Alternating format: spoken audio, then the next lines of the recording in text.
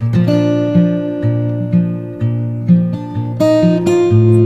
thanks for joining me here at Pastor's Positive Mental Health Institute. As you see, I have yet another person that I'm interviewing, and I'm very thankful that he has joined us. I'll introduce him in a moment and let him talk about his work a little bit and who he is. And we're really just blessed to have him with us. But what I would like to encourage you to do, if you find this beneficial, please like, share, and subscribe, and let other people know the benefit that we have, that we're helping pastors and churches and church leaders so that we can actually flourish together and build one another up in love. And so we can do the kingdom work that he's called us to do in a time that is more challenging, I think, than ever, especially in our context right now. So without hesitating any longer, I'd like to introduce you to Dr. Greg Walton. Thank you for joining us, Greg. So just kind of tell me a little bit about like your years of ministry, what your title is now, the organization you're working for. I know you've been doing this for a little while, so. Sure. Yeah, I served as a parish pastor for 22 years, all in Georgia, and served in a little mission church first, right out of seminary, which was a great learning experience. I spent 12 years there. And then I went down to the metro Atlanta area and served 10 years there in a larger church with a full school and quite a busy ministry. And from there was elected as district president. So I served as a district president for the Florida, Georgia district of the Lutheran Church Missouri Synod for 13 years. And when I concluded that in August of 2022, I pursued working with Daryl Zimmerman at Grace Place Wellness. First of all, because I had used Grace Place Wellness with our workers in the Florida, Georgia district for many years, and really believe in what they do. It's not theological. It's really kind of a surface level, but how do you care for self? And that's really an important thing. We can get into all kinds of philosophical arguments about doctrine and things like that. But really, at the end of the day, how are you caring for yourself? And that's what Grace Place Wellness is all about. So I came to Grace Place Wellness in September of 2022. And they had, let me give you a little bit of history about Grace Place Wellness. Grace Place Wellness began in 1999 with Dr. John Eckridge. John is a medical doctor, now retired, but served in the St. Louis area. In fact, one time was one of the seminary doctors, worked with the seminary students and served that community. But what John began to realize as in the late 90s was he'd have a lot of pastors or church workers in the St. Louis area that he saw, and he noticed that there were all these kind of medical issues that they were dealing with that were stress related, whether it be cardiac issues or ulcers or those kinds of things.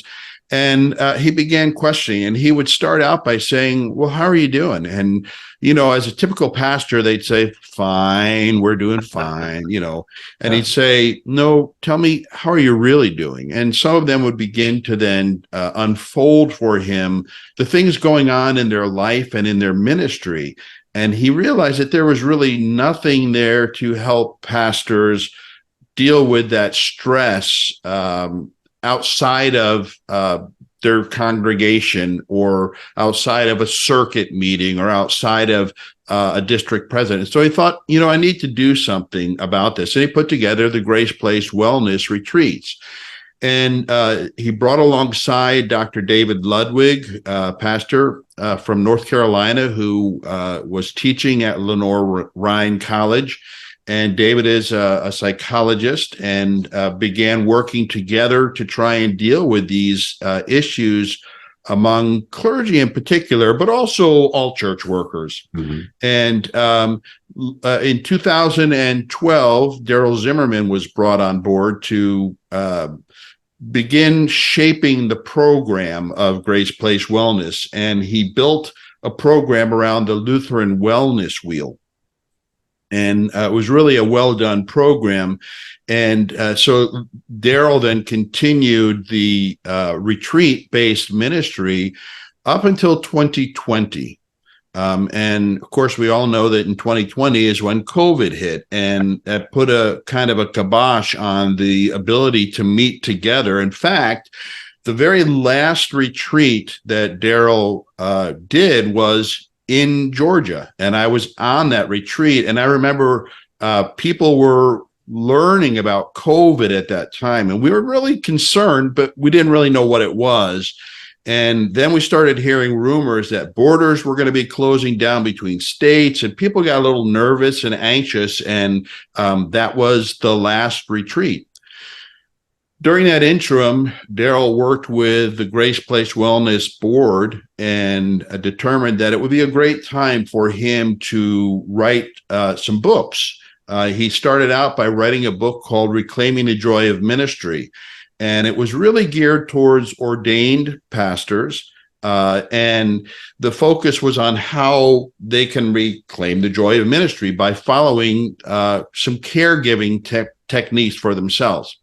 He soon realized that this totally missed out on the commissioned ministers of religion.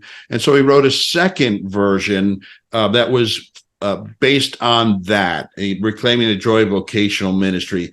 And so it was really an opportunity to reach out. In fact, that's probably in some ways an even more popular book. We know that there are faculties that use the book with the entire faculty, and preschools that are using it with their workers. It's really well done. So it's just a way to maintain, how do we help ourselves in stressful situations? How do we help ourselves in those circumstances? So that's a little bit. So then I joined in 2022, and in preparation for Daryl's retirement. And we began to see that the needs have changed significantly since COVID, and there's a greater need to understand not only what was and the needs for the worker, but also how does that play into the needs of congregations. And so, for instance, Kirk, we could send a worker on a 5-day retreat, give them some handles, some time to restore and refresh themselves, which was built into that retreat. And then we send them back, and within a few months, they're right back where they started. And part of the reason is because they haven't changed the environment that created that stress in the pastor's life or the church worker's life remains the same. And so we're now working, how do we change that? How do we change that environment? And we can talk more about that. Well, that's great. So you told me a lot about Grace Place Wellness, and let me ask you this: is it reserved only, as far as you understand, or is it only serving the LCMS, or can people from other denominations or traditions reach out and seek help? Yeah, currently, right now, it serves only the LCMS. Early on, it was Pan-Lutheran, but particularly now with the ownership being with LCEF, we in effect are part of the structure of the LCMS. And so we have certain bylaws that we are required to follow, and we meet those demands. So, well, and I think that helps because you have a unifying theological framework that at least you're not dealing with that in a separate way. So what are some ways that you're getting just the word out to church workers in the LCMS that this is even available to them? Yeah. Currently, we're working primarily with district presidents across the 35 districts of the LCMS. Also, trying to work with setting up opportunities to meet with circuit visitors. And circuit visitors really have a lot of input with their fellow pastors in many places. And so we're trying to work through those mediums. Also, we've had some presentations at district conferences and, workshops that are available. So things like that for that exposure. Mm-hmm. The primary task, because we are owned now by LCEF, is to integrate with the Lutheran Church Missouri Synode's LCEF ministry solutions, which are capital campaigns and clarity, ministry clarity process. And so we're building in a component of wellness as we work through these. And if you've ever been in a building program, you know how stressful that can be. A lot of congregational members just don't realize the additional stress that often places on the pastor or other workers on the staff. And so we want to help congregations become sensitized to that, but we also want to help workers with some handles of how they can not only deal with their stress and manage that, but also honestly make their leadership aware of the stresses that they're dealing with. Yeah. And I think one thing that COVID did do, so my study with pastors happened during COVID. And I think what it did was it revealed there's a couple things, the greater need for awareness that there is mental challenges and mental health challenges with pastors and church workers. But also the dynamic has changed. You talked about 1999 and Grace Place being a retreat oriented. Well, we weren't bombarded with everything 24/7 like we are now and all the opinions. And so we really need to look at how do we have strategies for ongoing self-care and whatnot. And so that's what I really appreciate about the shift and the direction of what you were doing at Grace Place. So thank you for that. What are some challenges, though, that you're seeing facing pastors and church leaders right now? Yeah, I think, as I started thinking about that, Kirk, there is just a multitude of things. There was a study by Notre Dame a number of years back that found that pastors really need, according to this study, 64 different competencies in order to do the job.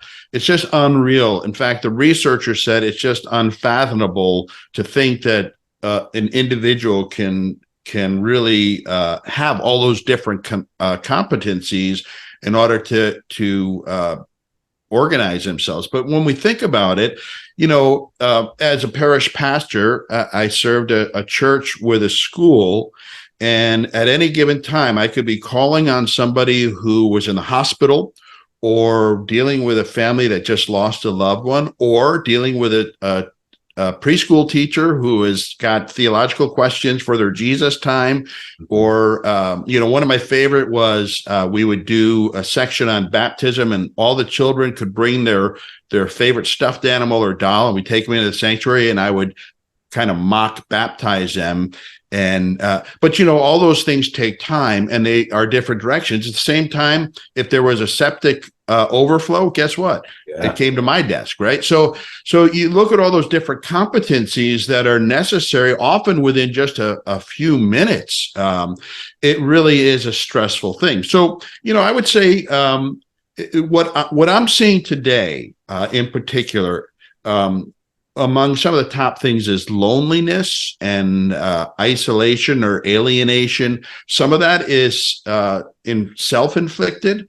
Some guys kind of pull back and keep remote.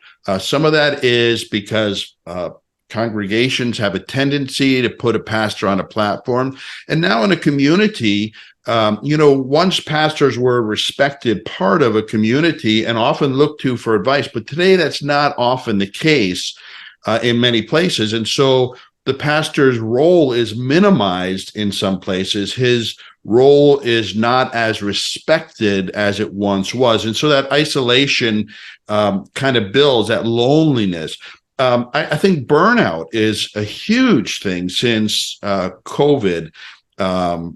Pastors have higher expectations placed on them. There are long hours, never-ending tasks. A lot of pastors I've talked to, including myself, I used to love to mow my lawn because at the end of the day, I could look at it and say, it's done. Even if it was temporary, it was done. But for pastors, a lot of times they never see the completion of the things that they're doing. And so it's very frustrating. And as I said, it can lead to burnout. There was a statistic that Barna reported in 2022 that said 46% of pastors 45 and under are considering leaving ministry. Now, that's a huge number when you think about that. And there are all kinds of reasons behind that. In fact, Business Week published something a couple of years ago that said the millennials in our time will hold a dozen different jobs before they're 30. Mm-hmm. Now, my dad, when I was growing up, he had a job and he did that job faithfully for, until he retired. I came into the ministry thinking this is my life choice. This is what I'm going to do for the rest of my life. But that's not the case today. And so all those things contribute. If I'm not happy and if I'm feeling burned out, I'll just find something different to do. I never really considered that option. There were times when I wanted to, but I did not. I didn't think I could. Yeah.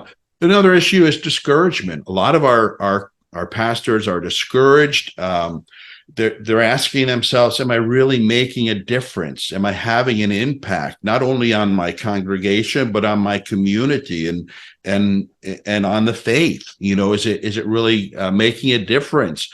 You think about the fact that even prior to COVID, we saw a decline happening in worship attendance. And COVID really just gave people an excuse to say, you know what, I'm going to lay low, and many have not come back. So we've seen those attendance numbers slip since COVID. That has a financial impact, which impacts the pastor's livelihood and his, he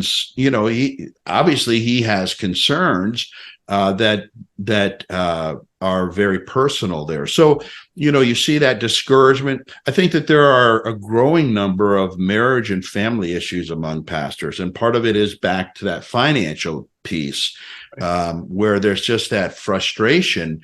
I think for a lot of pastors, they hide themselves in their busyness, their job, and so they don't spend time with their wife or their family, and that has a way of pulling families apart.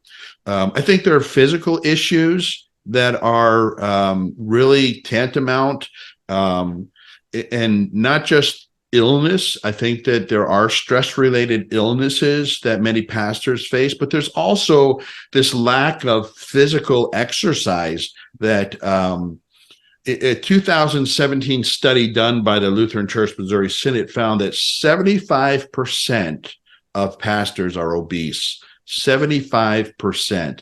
50% of those 75 were told by their doctors that they need to lose weight immediately. Less than 50% of pastors regularly exercise. Those are concerning issues because the physical body, the mental capacity may be there, but if the physical body gives out, they're not really able to serve well.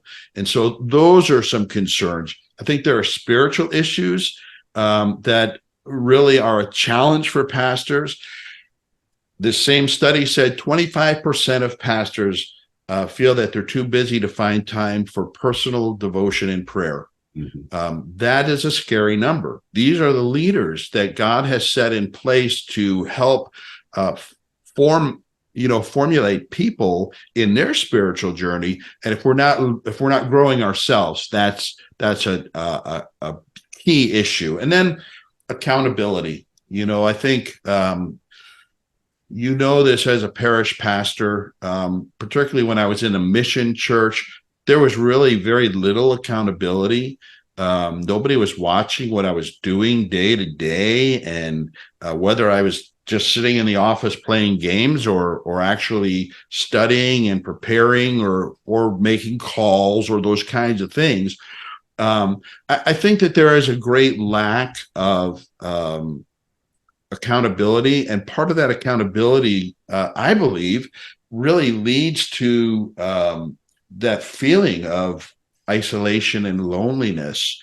There's nobody there, and we're living in a time when it's so easy for us to build accountability. All we have to do is pick up our cell phones or do a Zoom like this, and we can be with other pastors or other people. So I think that's one. Another area, and I'm kind of rifling these at you, and I apologize, but these are just the things that I'm seeing. Mm-hmm. Financial stresses, I mentioned earlier, I think those are huge. Pastors having to deal with providing health care for their families, while their salaries continue to be at a static level. And we know that the costs of living have increased significantly. And so, a lot of pastors are reticent to go to their leadership and say, I can't afford to live here, or I can't, I need a raise. There's this feeling, and I experienced this as a district president working with pastors. The feeling is they're going to see me as somebody who is crying poor, or always complaining, or, trying to take advantage, or those kinds of things, when in reality, they're just not aware of the needs of the family and the pastor himself. So those financial stresses are real. And I would say that one of the most unsung heroes in all this is the pastor's wife, because particularly when you come to financial stresses, often they're the ones that are dealing with trying to make ends meet and trying to provide, family meals and all those kinds of things. And very often the pastor is saying, don't worry, honey, it'll get better. Let's just pray about it. And nothing happens, nothing changes. And so there's that stress, and that impacts the marriage and all that. Here are some alarming statistics within the LCMS. Right now, there are over 570 vacancies for pastors in the LCMS. So if my pastor is not happy with the way he's being treated, I can almost guarantee you if he's flexible and wants to move, he can find a place where they'll meet the needs right now, because there are congregations who are just willing to do almost anything in order to get a pastor in place. The other thing that we need to keep in mind is over 200 pastors were retired at the end of 2022, and 2023 will probably likely be at that or exceed that number. This past spring, our two seminaries in the LCMS combined placed 61 candidates. So all you have to do is the math, and you see that we're really struggling at this point. And part of that is there's a responsibility on the part of congregations as well. And not all, I certainly would not put it all on them. I think pastors also have a responsibility. We all have heard stories, and I could tell you many about pastors who have blown up a congregation by going in and making demands that are just unreasonable or just crazy.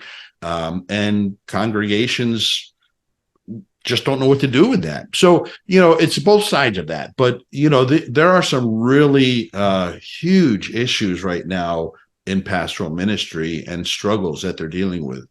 Well, some of the challenges with those pastors who are at retirement age and want to retire is they know the shortage, and they know the lack of ability for their position to be filled. And often that makes them stay in the ministry maybe a little longer. And maybe they start, being bitter towards the ministry, or just tired in the ministry. Yeah. And then that's not necessarily helpful either. So definitely challenges people see in their own personal life that inflation is affecting them, often because of how egocentric we are. We forget that it's actually the pastors being impacted just as much, and yet now tithing's being reduced, because that's the first thing that goes is to the Lord, which is, we could talk about that for a long time, but we won't. Right. It's a whole nother issue. But that's the issue. So obviously we know that there are many challenges in the ministry. We can go on, and there's a lot of work on that's been done over the years. Yeah.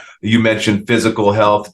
Duke Clergy Health Initiative has done a lot of work on the physical health and how that impacts the mental health. And mental health of pastors is definitely fragile, and we have a more of awareness right now.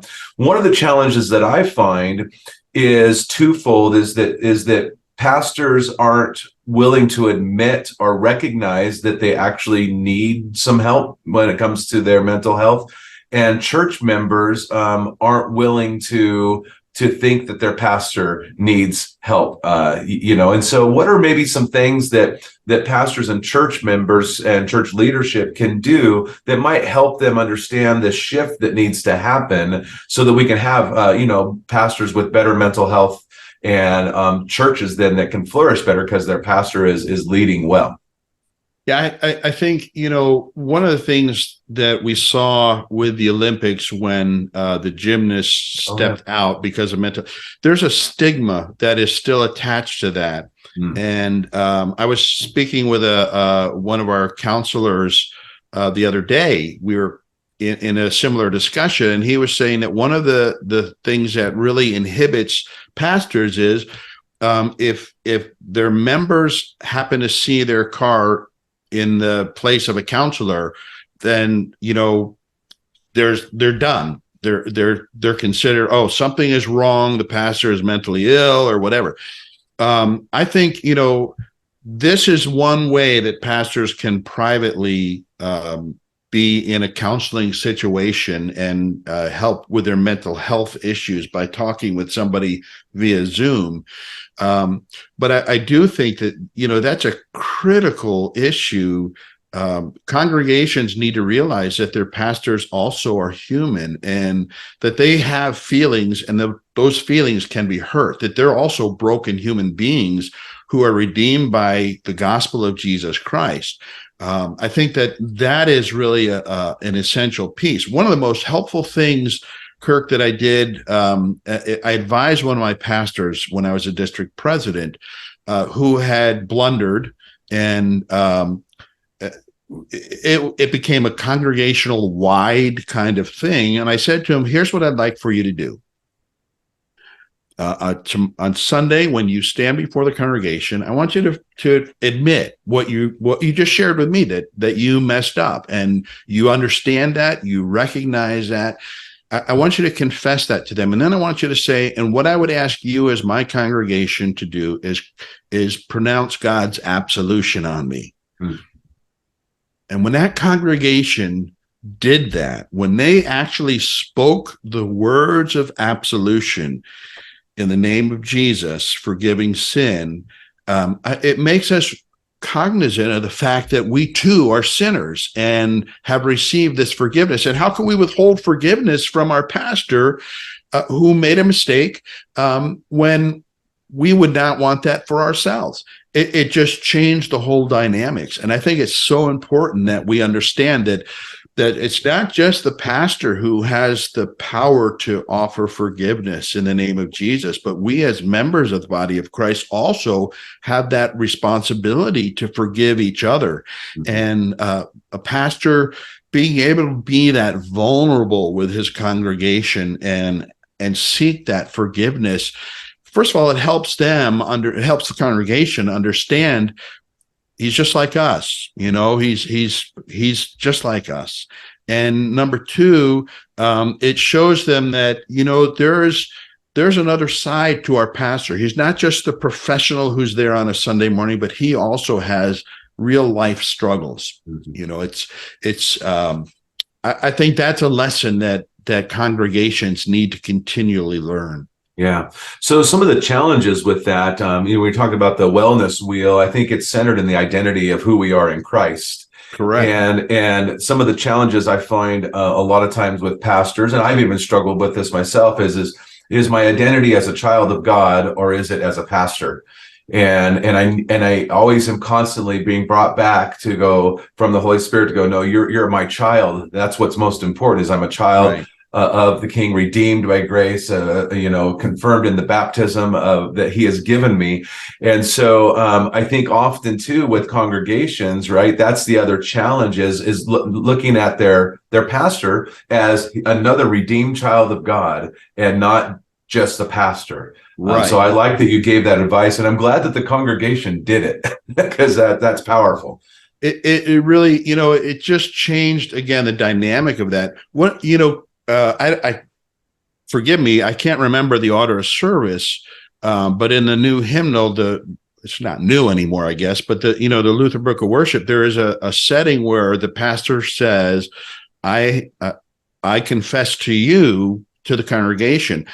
I remember when I first saw that thinking, wow, that's kind of bold. But now, I value that order because it's saying to them, hey, listen, I'm in the same boat with you. I am a sinner and I need you to hear that. I think it's harder for pastors to admit that they're not perfect. We're always the advice givers. We're always the ones who are, looked at as the biblical expert. I remember on vicarage, I was at a member's house I think it was for a Christmas party, and they wanted to do biblical trivia.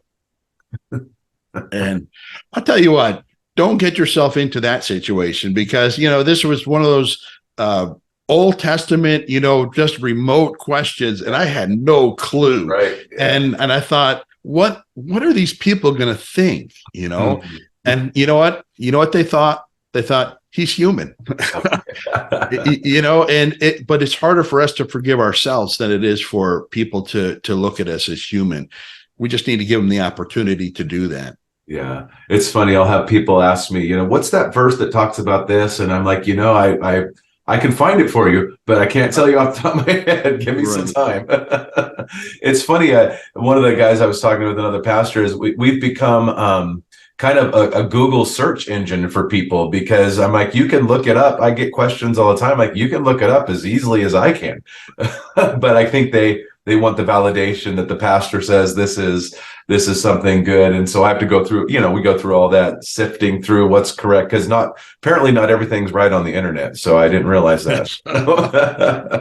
So what's something that you think that church members could do today that would help the pastors and their church leaders just have more personal satisfaction, maybe have more optimism for the ministry? Is there something that they could do? Well, I do think awareness is really a key.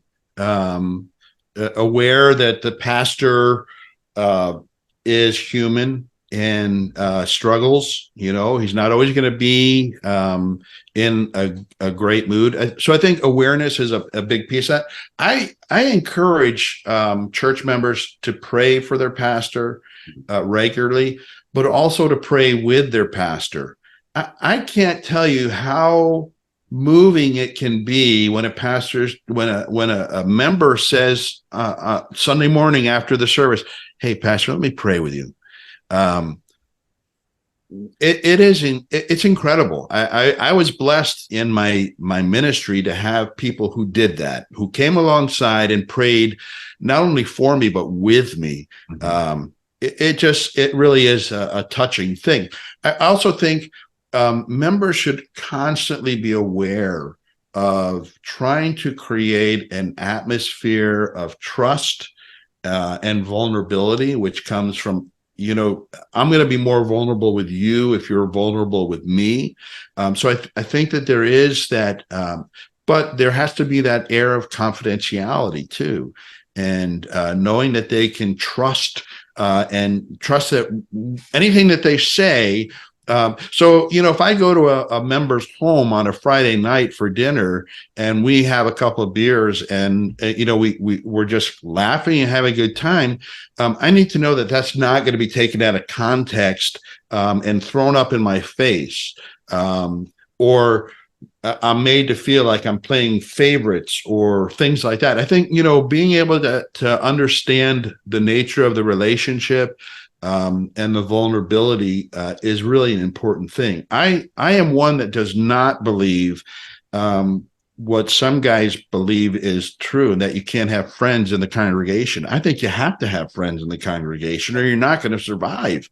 But I also think you have to have boundaries, and you have to understand. And because they are friends, they have to understand, and you have to be clear about that. I think it's okay to be upfront and honest and say, "Look, I love you as a friend, but you also have to understand that I serve the whole parish, and that's just the reality. We may disagree on certain things, but that doesn't mean I don't love you as a friend, you know." So I think being able to be that vulnerable.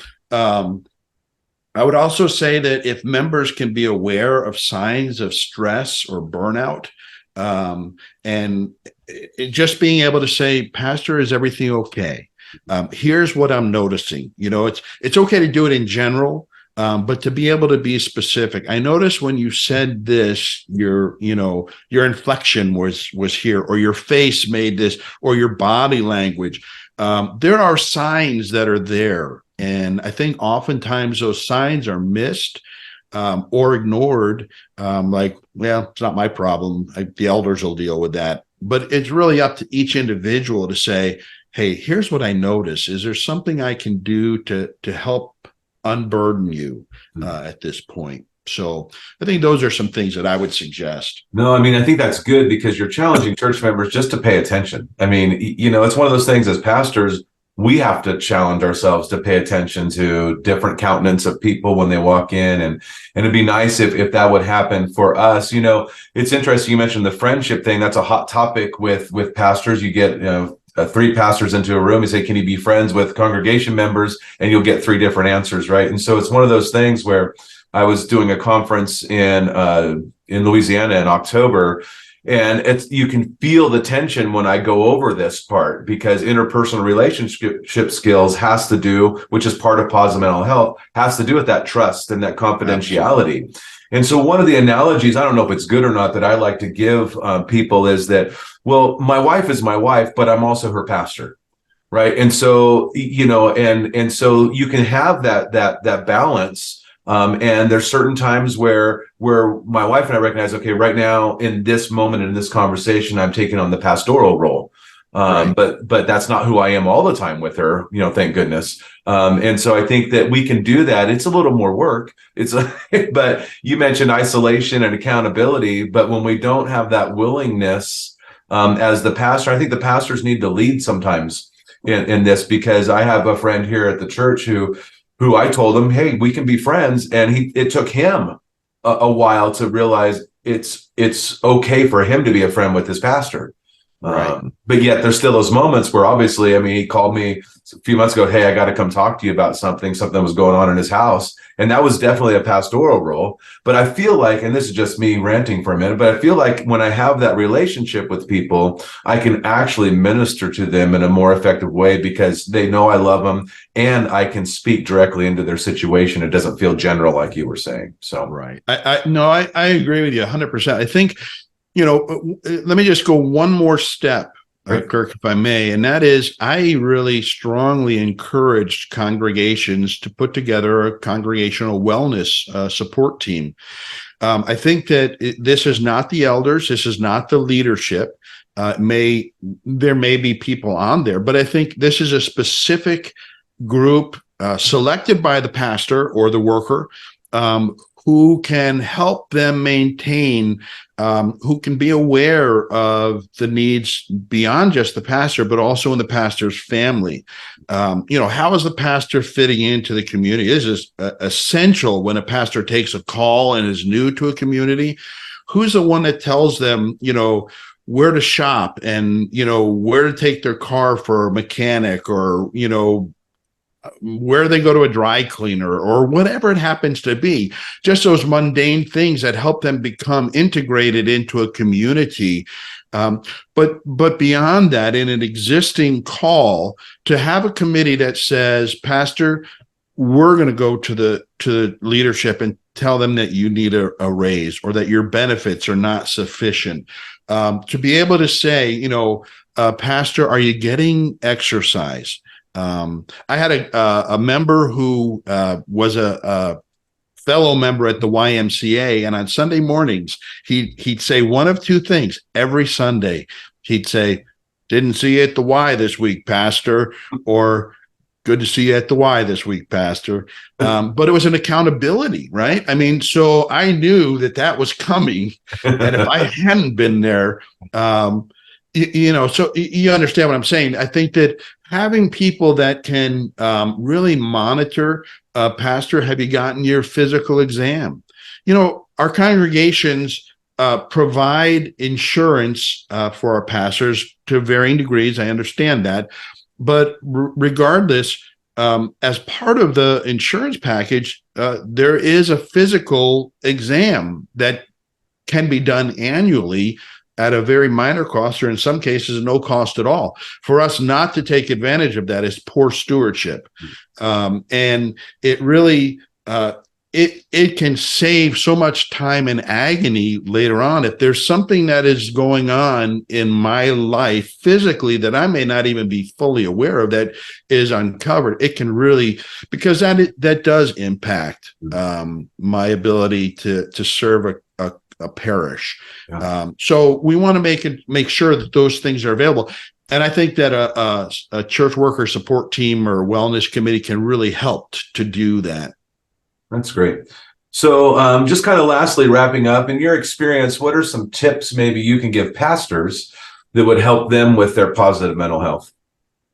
I would say make sure that you're taking time for devotions, to be in God's word, either alone or together. I really encourage pastors to form an accountability group, whether it's within the congregation. I actually was part of a group in my last parish where we meet on Tuesday mornings at 6:30, and it was like 5 guys, and we'd share life, we'd read scripture, we'd pray together, and there was nothing beyond that. You know what I mean? It's not like, they were, let's get them on the board, or let's do this or do that. This was really completely apart from that.